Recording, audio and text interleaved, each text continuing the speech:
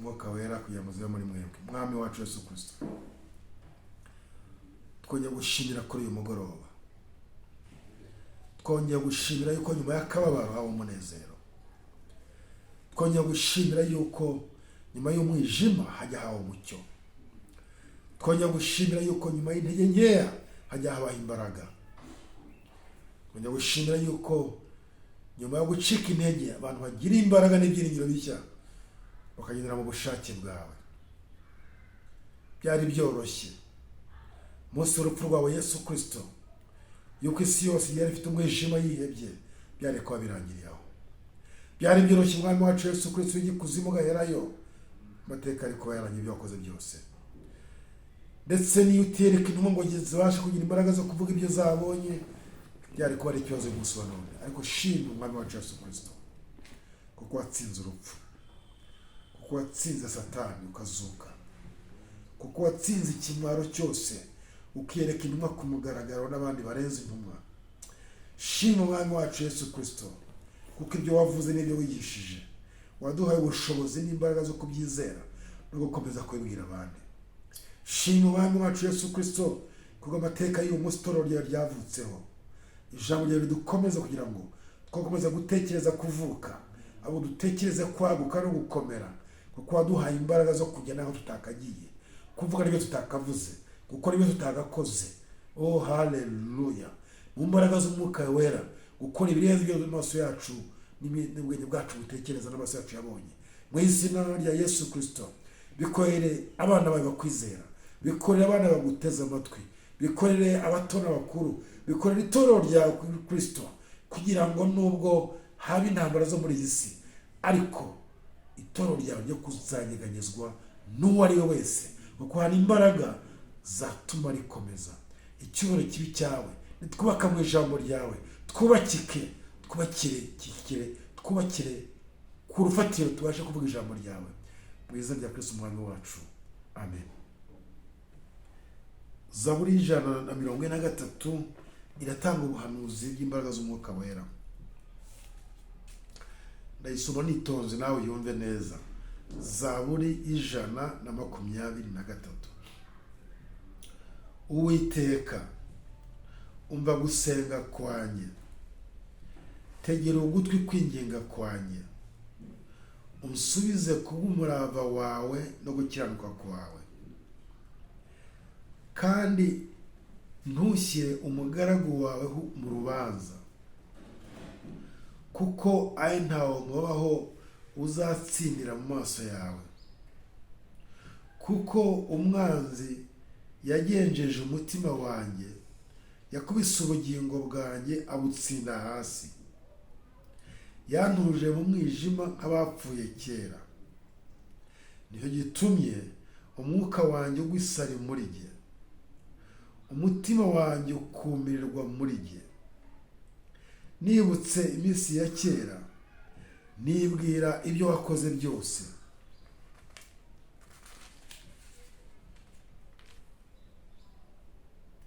Ntekereza umurimo w'intoki zawe, kuramburira amaboko, umutima wanjye ukugirira inyota nk'igihugu kirijwe n'amapfa. Uwiteka, tebuka unsubize, umutima wanjye urashira. Ntumpishe mu maso hawe, kugira ngo ne guhinduka nk'abamanuka bajya muri rwa rwobo. Mu gitondo unyumvishe imbabazi zawe, kuko ari wowe niringira. Umenyeshe inzira nkwiriye kunyuramo, kuko ari wowe nshurira umutima. Uwiteka, kiza abanzi banjye, ni wowe mpungiyeho ngo umpishe. Unyigishe gukora ibyo ushaka, kuko ari wowe Imana yanjye. Umwuka wawe mwiza anyobore mu gihugu cy'ikibaya. Uwiteka, unzure ku bw'izina ryawe, ukure umutima wanjye mu mubabaro kubwo gukiranuka kwanjye, kandi urimbure abanzi banjye kubw'imbabazi zawe. Utsembe abahata umutima wanjye, kuko ndi umugaragu wawe.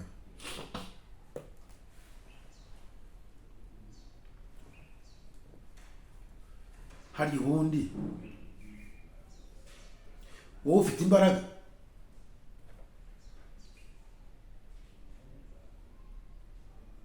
Wongere nkubaze, hari ubundi wowe ufite imbaraga? Zingana zite? Zikomoka he? Zikujyana he? Hariya wowe ufite imbaraga? Hariya wowe ufite imbaraga? Zingana zite? Zikomoka he? Zikujyana he? Ufite imbaraga? Ubu se wagira imbaraga uzikuye? Ko abanzi bawe ari benshi. Wagira imbaraga uzikuye? Kubita ibyaha byinshi. Wagira imbaraga uzikuye? Kubita ibibazo byinshi. Wagira imbaraga uzikuye? Ko ntacyo urakora kigaragaza imbaraga. Ufite imbaraga zihe? Ko nta nakuzi. N'uyu munsi ko nawe kwiyambaza, haba mu bukungu, haba mu by'umwuka, haba mu by'ubwenge, n'icyo ufite. Ufite imbaraga wowe. Umwanditsi wa Zaburi yabivuze neza. Yawe ati jyewe meze nabi, jyewe mfite ibyaha, jyewe mfite abanzi, jyewe meze nk'upfuye n'ubu ndiho, jyewe ntekereza amateka ya kera, iby'Imana yakoze nkabona nta binkorekera jyewe. Iyo ndebye mbona nta byiringiro. Ariko yavuze neza umwanditsi wa Zaburi, abo ati nzamurira amaboko yanjye Uwiteka, Uwiteka ntabara, Uwiteka, Uwiteka, Uwiteka ntabara. Yongerera inyota y'ijambo ryawe nk'ay'igihugu cyatewe n'amapfa. Mana Uwiteka ntabara. Ndetse ati Mana ngirira neza, sukaho umwuka wawe, ahembure ubuzima bwanjye, ahembure imbaraga zanjye, ahembure kwiringira kwanjye, ahembure kugira ngo gukenerwa kwanjye gupfe, gukiranuka kwanjye kwiyongere. Mwuka wera, sukaho umwuka wawe. Niko umwanditsi wa Zaburi yasomye yavuze, sukaho umwuka wawe. Kandi ayo ni amagambo yavuzwe Pantekoti itarabaho. Unyigisha gukora ibyo ushaka, kuko ari wowe Mana yanjye. Umwuka wawe mwiza nyobore mu gihugu cy'ikibaya. Uri sengesho, iri sengesho nifuza ko ryakubera isengesho kuri uyu mugoroba. Unyigisha gukora ibyo ushaka, kuko ari wowe Mana yanjye. Umwuka wawe mwiza nyobore mu gihugu cy'ikibaya.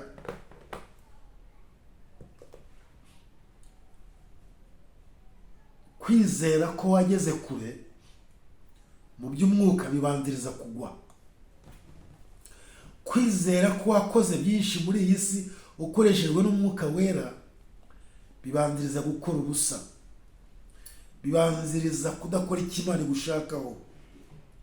Ariko gutaka buri munsi uvuga uti Mana, imbabazi zawe zibe kuri jye, ubabarire ibyaha byanjye, ubabarire gukenerwa kwanjye, ubabarire ubupfu bwanjye, bizana imbaraga umunsi ku wundi. Gutaka uvuga uti Mana nkeneye imbaraga zawe, bizana imbaraga umunsi ku wundi. Ubuze nkeneye umwuka wawe wera, umwuka wera akorera muri uwo munsi ku wundi. Tujye nta gukora ibyo utekereza, nta gukora ibyo ushoboye, nta gukora ibyo ushaka, ukora ibyo umwuka wera ashaka.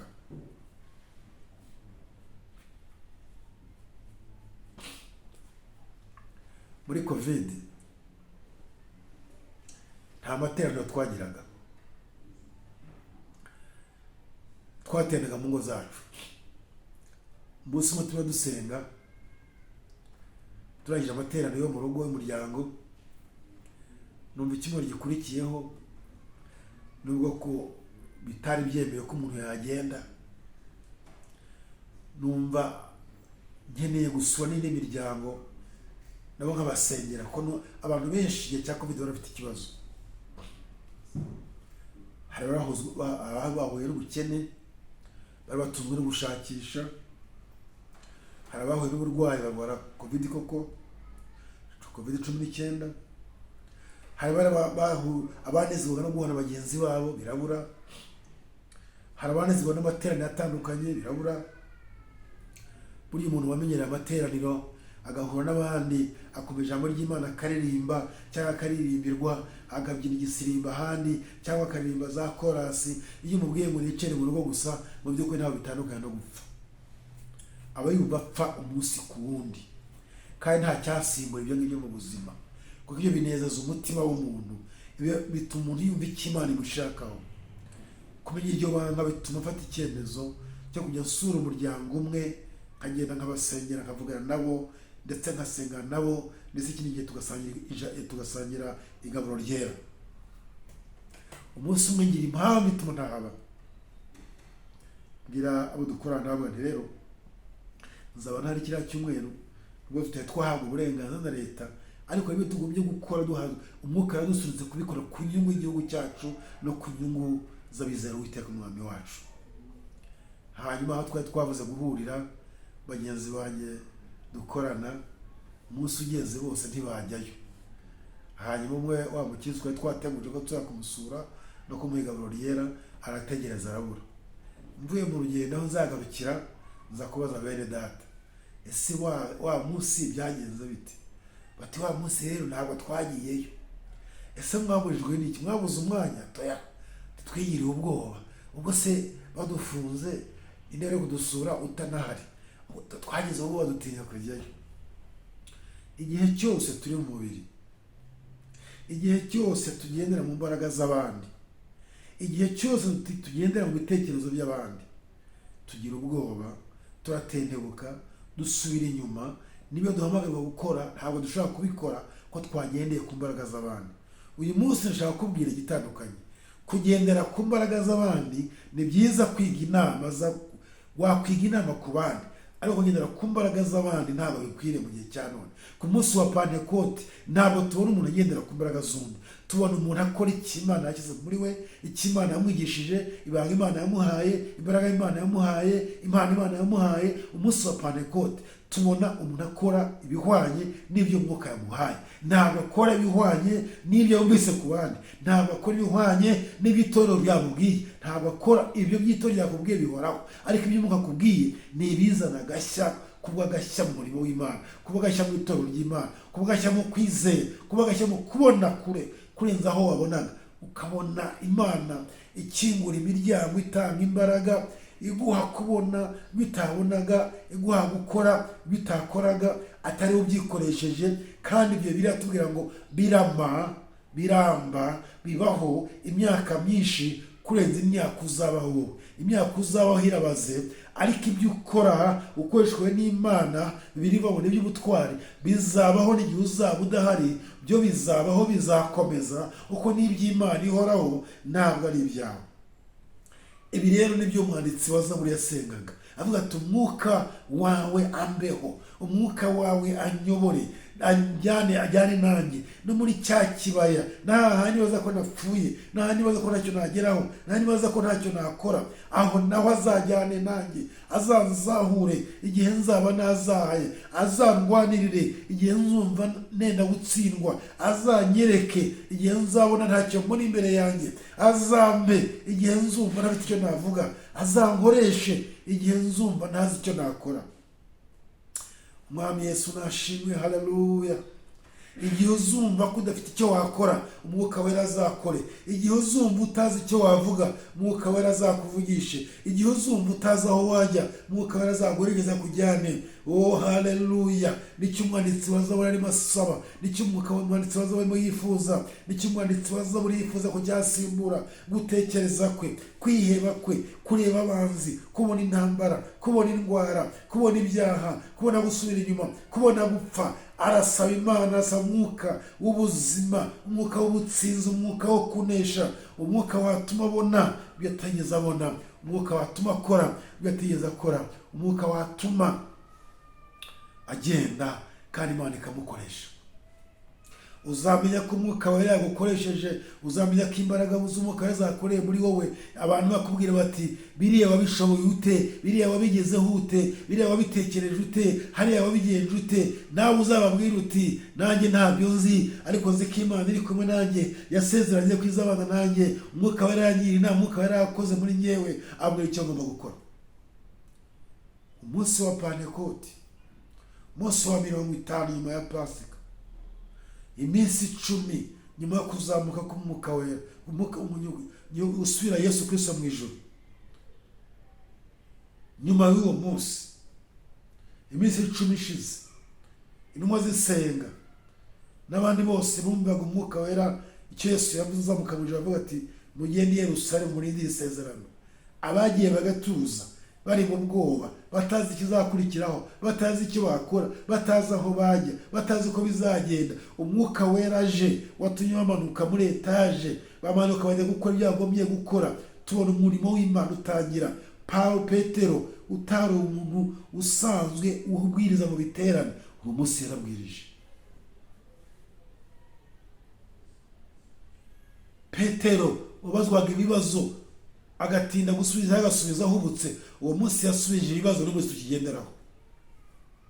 Amaze kuvuga ibya Yesu Kristo wabambwe, akavuga ibya Yesu Kristo wazutse, akavuga ibya Yesu Kristo muzima, akavuga ibya Yesu Kristo yiboneye n'amaso ye azamuka ajya mu ijuru. Umunsi wa 40 nyuma yo kuzuka k'umwami wacu Yesu Kristo, akamubona azamuka ku gasozi, azamuka avuga ati mujye Yerusalemu murindire isezerano, akamwirebera n'amaso ye. Umunsi wa Pentekote yarahagurutse abwira abayuda, tumva wa wundi mwishe, wa wundi mwahambye, Imana ikamuzura, akabiyereka iminsi 40 yose, akazenguruka hirya no hino, akayeza Galilaya, akayeza hose, za Yudeya, akaca hose, akigaragaza, akiyerekana. Abantu barenga 500 bagahura n'amaso ye, bakaganira nawe, akabereka mu biganza bye, akabereka icumbura burwe.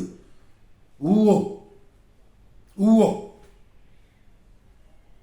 niwe tuvuga amakuru ye, niwe tuvuga ko uyu musore ari muzima. Bibiliya tubwira ngo maze ibyo bikora ku mitima yabo. Barabaza bati none se dukora iki? Petero ntabwo yahubutse, yavuze ijambo n'uyu munsi rikigenderwaho. Yaravuze ngo ni mwihane ibyaha byanyu, hanyuma mubashe kwakira isezerano ryasezerejwe mwebwe n'abana banyu yo kumuzuzura umwuka wera. Umwuka wera akabakorera, akabakoresha, akagenda namwe byo mutatekereza, byo mutavugaga, niyo mutari mufite ubushobozi bwo gukora, umwuka wera azabikore. Hari abantu bashaka kuzura umwuka wera batari abakirisitu. Ntabwo wakuzura umwuka wera utarabatizwa. Aha simvuga uburyo wabatizwa, ndavuga kubatizwa. Ntutinde ku buryo bwo kubatizwa, utinde mu kubatizwa. Kuko kubatiza ni isezerano, ni itegeko ririmo isezerano. Abize za teolojiya bayita ngo ni sakramenti. Ni itegeko ririmo isezerano, sakramenti. Ni itegeko tuboneramo ubuntu bw'Imana, the means of a grace. Ubuntu bw'Imana bunyuramo.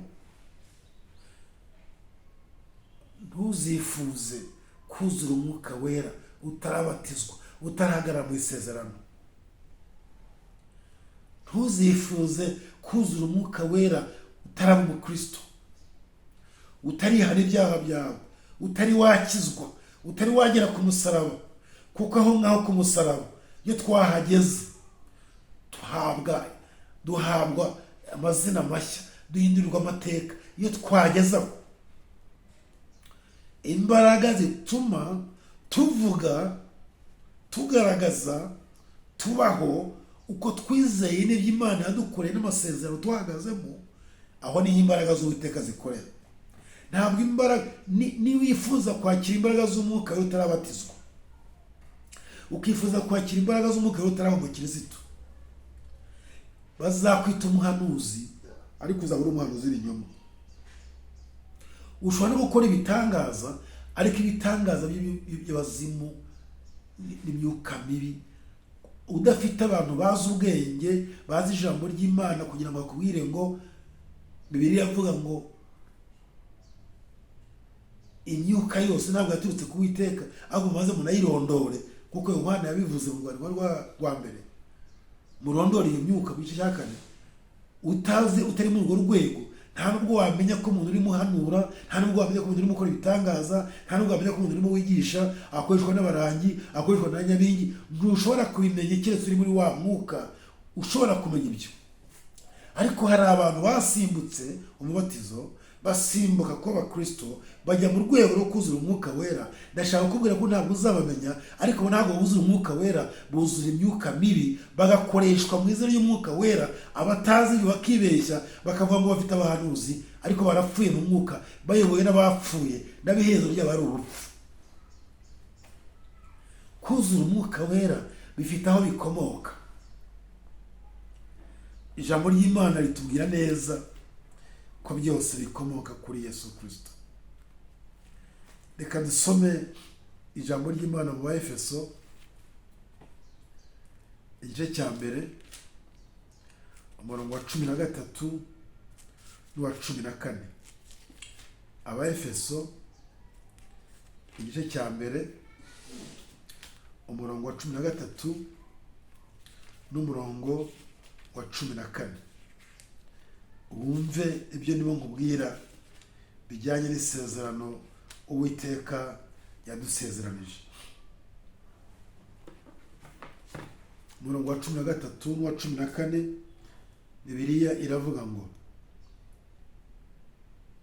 niwe namwe mwiringiye mumaze kumva ijambo ry'ukuri, ariryo butumwa bwiza bw'agakiza kanyu, kandi mumaze kwizera niwe wabashyizeho ikimenyetso, aricyo mwuka wera mwasezeranijwe, uwo twahaweho ingwate yo kuzaragwa wa murage kugeza ubwo ab'Imana yarose izabacungura, ubwiza bwayo bushimwe. Mwumve nongera mubwire ihame ry'umwuka wera. Niwe namwe mwiringiye mumaze kumva ijambo ry'ukuri, ari butumwa bwiza bw'agakiza kanyu, kandi mumaze kwizera niwe wabashyizeho ikimenyetso, aricyo mwuka wera mwasezeranijwe, uwo twahaweho ingwate yo kuzaragwa wa murage kugeza ubwo Imana yarose, kugeza ubwo abo Imana yarose izabacungura, ubwiza bwayo bushimwe. Tumaze kumva ijambo ry'Imana, tumaze kuryizera, iyo wumvise ijambo ry'Imana ukaryizera, aho ni umubatizo uri. Tukakira isezerano, akamaro k'umubatizo, tukakira isezerano ry'umwuka wera, uwo twahaweho ingwate. Ntabwo wajya muri mu mwaka wa 1 wa primaire durangiza ngo ariko ngewe ngo ni genius, kugenza ubwenge, unavuka mu mashuri menshi, kugenda shaka guhita njya muri secondaire y'ibiti imyaka 6. Ntabwo bakwemerera, ntabwo byakunda, nawe waba urimo wibeshya. Ntabwo wasimbuka primaire yose ujye muri secondaire, ahubwo muri leta yacu y'u Rwanda muri programme zayo za education no gusimbuka umwaka nta bihari. Ugomba kugaragaza impapuro z'umwaka no kujya mu wundi, kandi ko nazitsinze. Nta byo gusimbuka. Mu mwuka abantu barasimbuka, mu mwuka abantu bashaka gusimbuka. Umuntu gusimbuka ijambo ry'Imana agashaka kuvuga amagambo ye. Umuntu asimbuka kwizera agashaka kukubwira ibyo ngo wizerewe.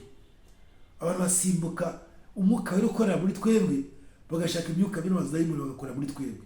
Gusimbuka ni bibi. Gusimbuka bizana ingaruka ku itorero, bizana ingaruka kuri wowe, kuko ibikora n'ibirimo ntabwo bizaramba, kuko wasimbutse ari inzego. Umuntu uhabwa isezerano agomba kuba ari umuntu ukunda ijambo ry'Imana, agomba kuba ari umuntu wizera ijambo ry'Imana, agombye kuba ari umuntu wizera ibyasezeranijwe, agombye kuba ari umuntu wifuza icyo Imana yakora muri we. Umwuka wera akaza, ntabwo ari wowe umuzana, ni Imana imuzana, kuko ibona ko umukeneye ikamushyira muri wowe, kuko izi ko umwuka we nagera muri wowe azakora bya bindi Imana ishaka gukora. Erega mujye munibuka ko twizera Imana y'ubutatu, Imana Data, Umwana n'Umwuka wera. Nta nubwo wakwizera Imana Data umwuka wera ntawo uhari, nta nubwo wakwizera Yesu Kristo umwuka wera ntawo uhari, nta nubwo wakwizera ijambo ry'Imana umwuka wera ntawo uhari, nta nubwo wasoma ijambo ry'Imana umwuka wera ntawo uhari. Kandi ibyanditswe byera byarahumetswe n'umwuka, kandi Imana ni umwuka.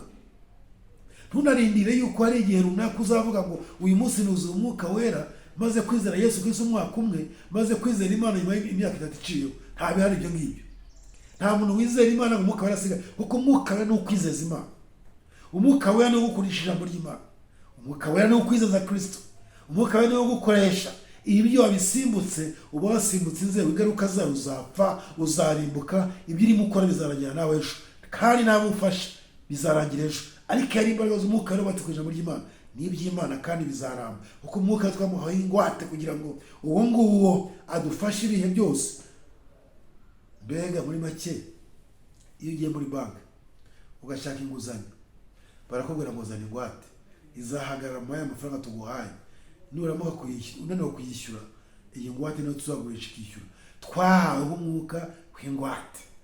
Ni ukuvuga ngo ninanirwa gukora ibyo ngomba gukora, umwuka wera ni umuvugizi wanjye, ni umurengezi wanjye. Kandi si uko bimusaba, si uko mwinginga, si uko mbirwanirije, si uko mbirwanaho, ahubwo arabikora kuko nyine arahari. Nyambwira abantu dukunda gusengana, nkabwira ngo nta mpano yo kubwiriza ibaho, nta n'impano yo gusenya abarwayi n'ibitangaza ibaho, ahubwo habaho abantu bemeye ko Imana ikoreramo ibyo ngibyo. Ariko ibyo ngibyo birahari kubizera bose ku rwego rutandukanye. Ntabwo waba wizera ijambo ry'Imana, wizera Yesu Kristo, ngo maze unanirwe kubwira abantu ko Yesu ari umwami, ariko ukababwira ijambo usoma kandi wizere. Nawe waba umvuga butumwa rero ku rwego rwawe, nawe wasengera abazimu bakirukanka ku rwego rwawe, nawe ibitangaza byakoreka ku rwego rwawe, kuko umwuka atanga. Bikaba Efeso atubwira igice cya 4 umurongo wa 11. Umwuka wera atanga impano zitandukanye, ariko aziha abamenye ijambo ry'Imana, aziha abizera Umwami wacu Yesu Kristo, aziha abandi bafite isezerano yuko umwuka arazakorera muri bo. Akaba basimbuka inzego bagashaka kuba kiriya batabanje kubiki. Ntabwo wajya muri kaminuza utabanje secondaire, ntabwo wajya muri secondaire utabanje primaire, ntabwo bishoboka. No mu mwuka niko bimeze, hari inzego uzamukaho. Nubwo wahikakaza, nubwo wakumva ko ukomeye, ndashaka kubwira ko nta gukomera guhari atari umwuka wari kuzamuye mu nzego. Kandi umuntu akomera buke buke, ntakomera umunsi umwe, ukomera buke buke, ukomera buke buke, nk'uko umwuka wera akora kugira ngo itorero rikure. Ntabwo ari wo byikoresha. Iyo byikoresha birashira, iyo byikoresha urabeshya, iyo byikoresheje ubwira abantu umwuka atakubwiye. Umwuka arambwiye kandi atabikubwiye, kandi uzapfa uzarimbuka.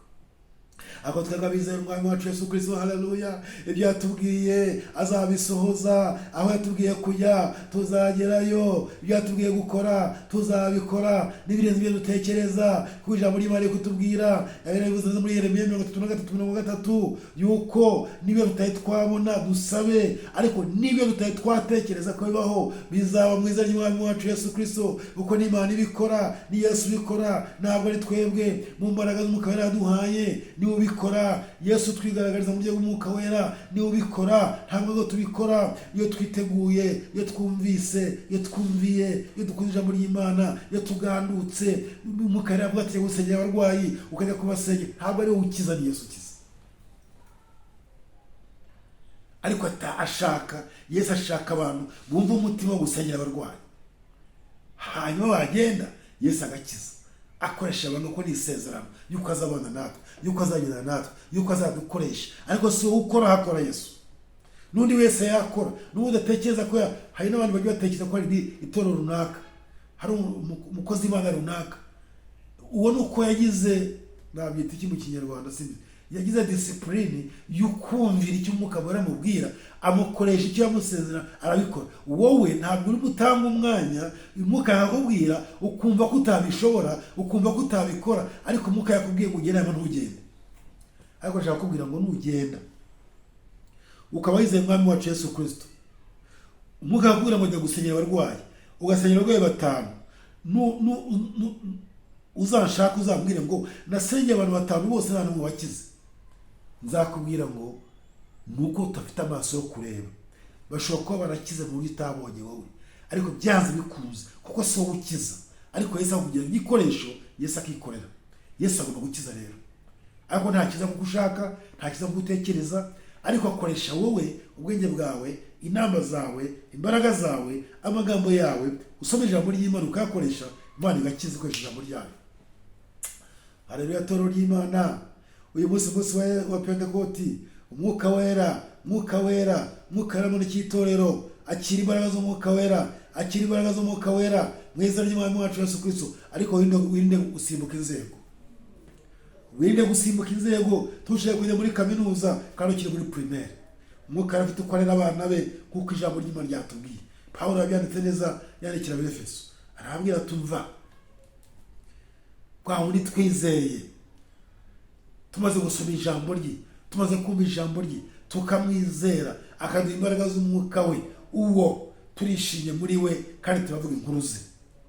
Iyi kiganiro cyacu cyaguhesha amahoro no kumenya ko imbaraga z'umwuka ziri muri wowe, byonyine byaguhesha amahoro, byonyine byatuma ugira ibyiringiro bidasanzwe, byonyine byatuma wiyumva imbaraga ndetse n'izidafite dushyize ku munzani usanzwe wa kimuntu. Kutamenya burya ni ikibazo, ariko no kumenya ni izindi imbaraga. Kumenya ibyo twasezeranijwe, kumenya ibyo twahawe, kumenya abo turi bo, kumenya ibyo dufite, kumenya ibyo dushoboye, Kristo adushoboza mu mbaraga yaduhaye.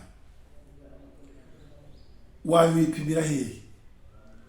Aho wabipimira ni ku ijambo ry'Imana ryanditswe, Ivanjiri yanditswe na Yohana, ukareba aho wabipimira. Igice cya 20 ku Ivanjiri ya Yohana cyangwa ubutumwa bwiza bwa Yohana, igice cya 20, Yesu amaze kuzuka agasanga intumwa ze zifungiranye zifite ubwoba, amagambo yavuze, igikorwa yakoze gitoya niyo gishobora kukwereka icyo twasezeranye uburyo gisohora. Umurongo wa 19 kugeza 23, igice cya 20 haravuga ngo nuko kuri uwo munsi bugorobye, ariho wa mbere iminsi 7, abigishwa bari bateraniye mu nzu, inzugi zikinze kuko batinyaga Abayuda. Yesu araza ahagarara hagati yabo, arababwira ati amahoro abe muri mwe. Amaze kuvuga atyo abereka ibiganza bye n'urubavu rwe. Abigishwa babonye umwami baranezerwa. Yesu yongera kubabwira ati amahoro abe muri mwe. Uko Data yantumye niko nanjye mbatumye.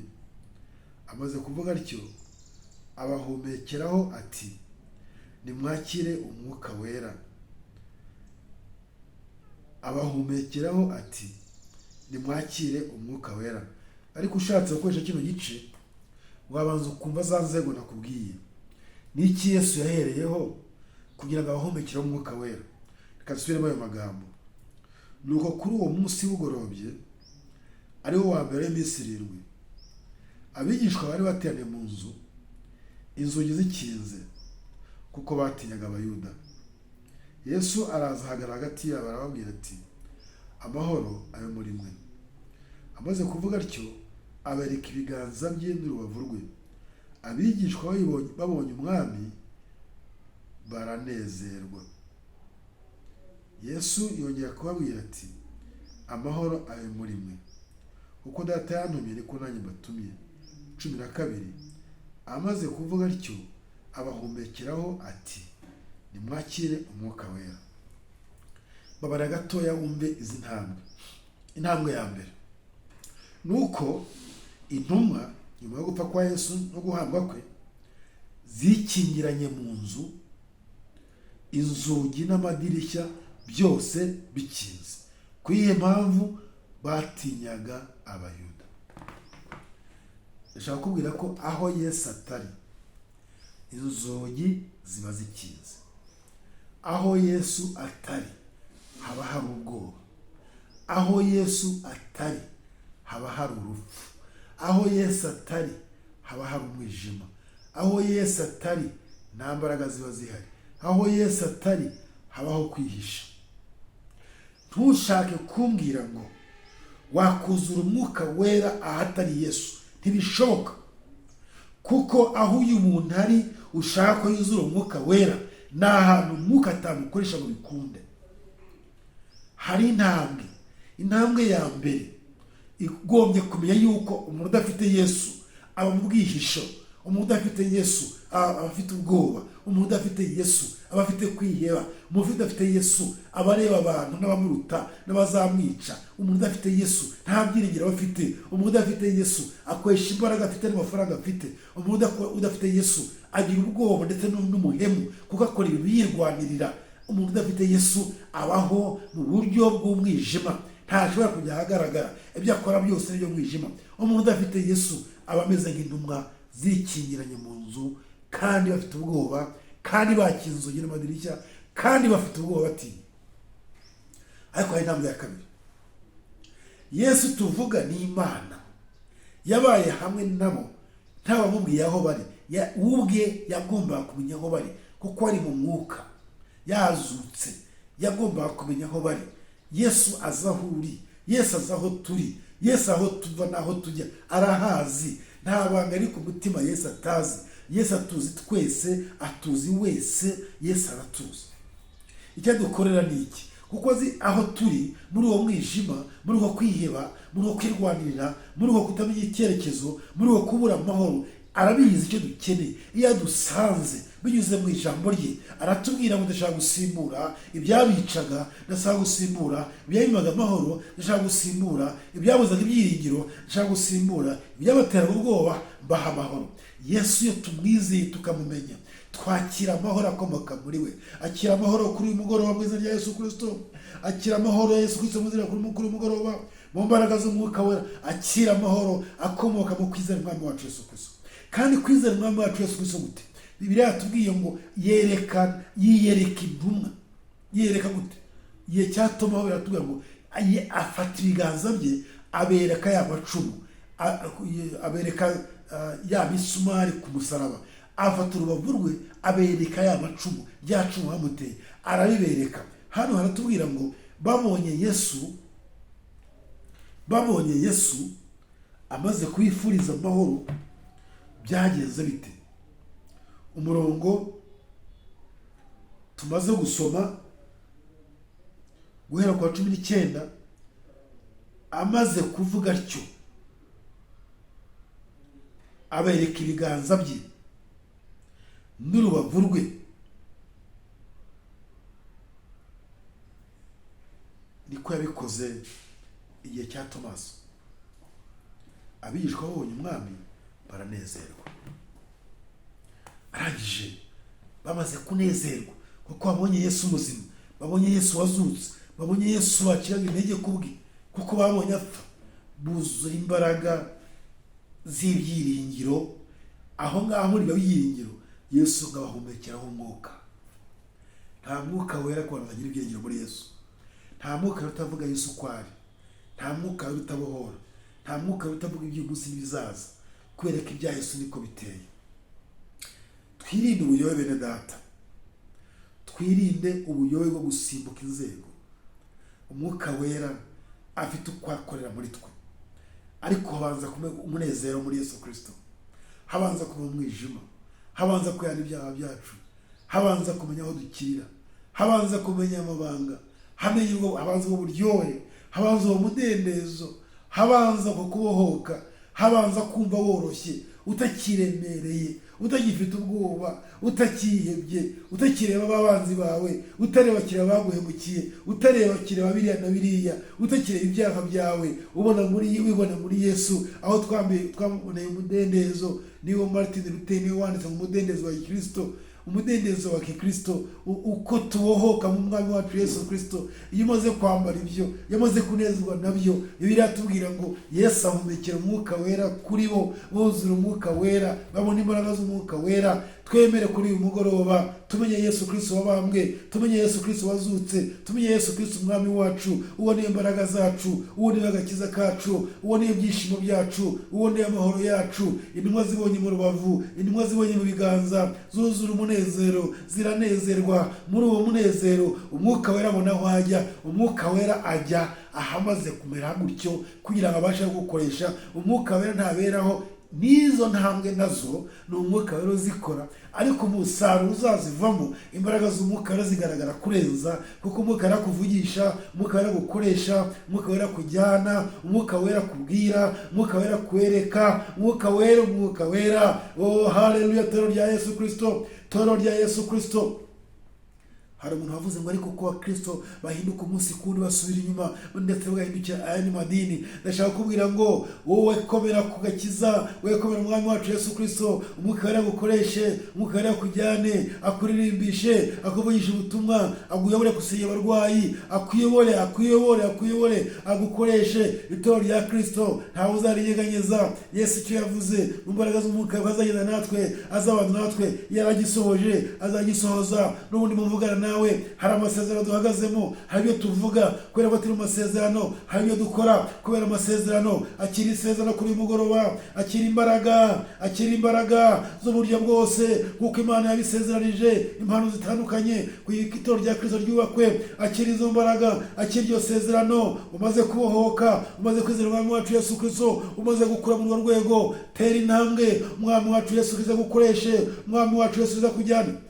Mu minsi ishize hari umama watanze ubuhamya avuga ngo umwuka yaramubwiye ngo mbonye ufite pasiporo, mbonye wambuka imipaka, mbonye ugenda, ariko ntabwo azi ko bizagenda. Ngo agiye gushaka pasiporo ayibona mu munsi umwe.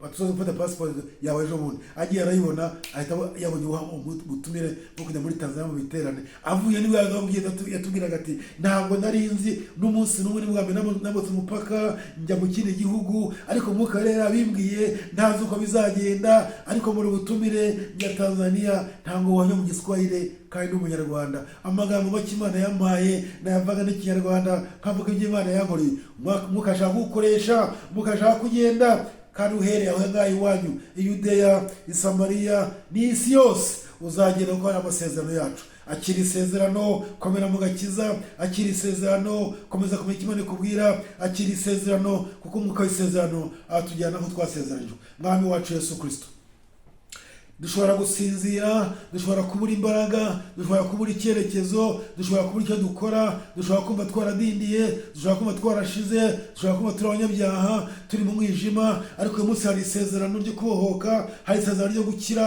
hari isezerano ryo kwakira imbaraga ku giti cyanjye no ku bwa benshi. Mu izina rya Yesu Kristo, emerera abagore bagende n'abagabo, emerera abasore n'inkumi bagende, emerera abana bato bahanuwe no kuvuga ibyo basezeranije bubatse mu ijambo ryawe bamaze kukumenya. Emerera bagende, emerera tugende, duhe ibyo tutari dufite, duhe ibyo tutari dufite, duhe inama, duhe icyerekezo, duhe imbaraga, tujyane nyuma yo kutubohora hari icyo wadusezeranije. Komeza itoro ryawe uryagure, komeza itoro ryawe rikunezeze, komeza itoro ryawe rigeraho ushaka ko rigera, kugira komeza guhabwa icyubahiro. Ni mu izina ry'umwami wacu Yesu Kristo, amen. Mwari kumwe na Bishop Seburikoko Celestin muri mission y'Abaruteri muri Afurika. Ushaka ko biganiro birenze ibi ngibi wabona kuri telefone 07 83 70 97 7.